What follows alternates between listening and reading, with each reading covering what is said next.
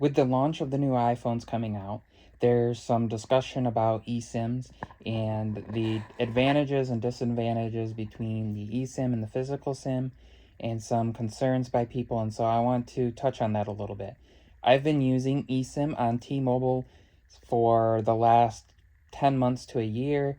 I started using it with my iPhone shortly after I got it, and I have been using it on the Z Fold 4 and the Z Flip 4, which I brought over from previous lines to the new ones.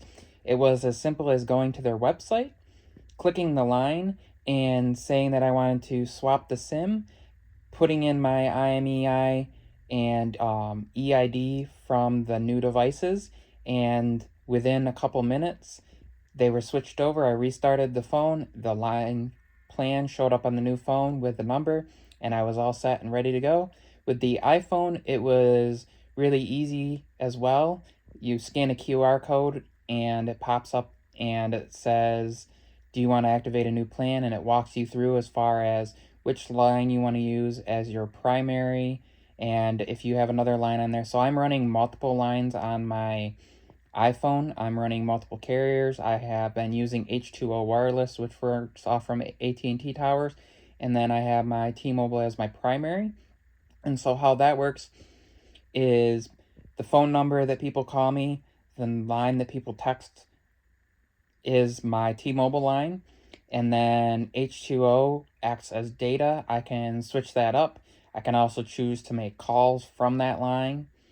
And the really nice thing about using it on an iPhone is whichever carrier you're using data for, you can have a separate one for your phone number, and basically it piggybacks off from it, just kind of like Wi-Fi calling. It's using VoLTE, which basically uses data to make the calls.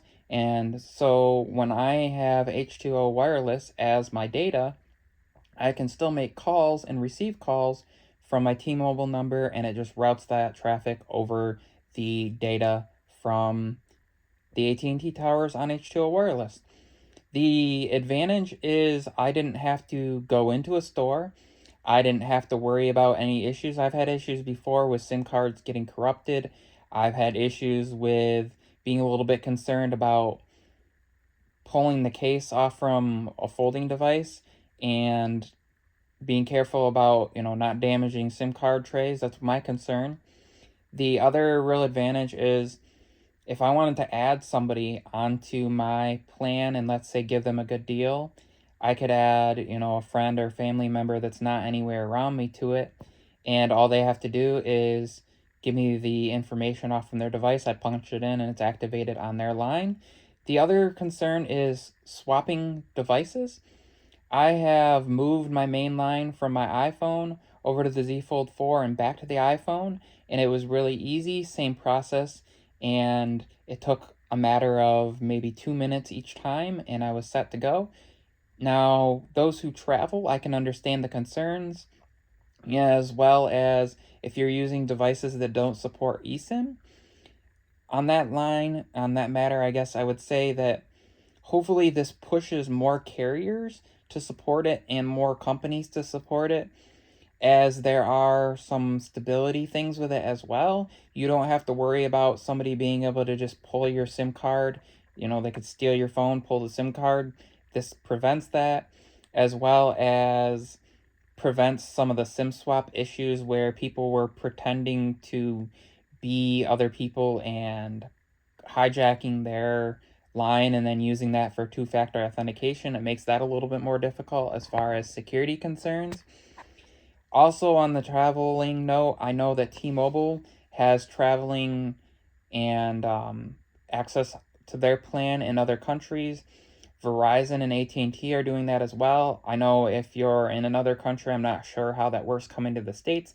The other advantage of that is there's an app that you can use, and you select the country, and it will pop up and provide you plans and pricing, and you can pay right there to add eSIM, and then it pops right up on your phone, and you're all set and ready to go. So that's my discussion on eSIM versus physical.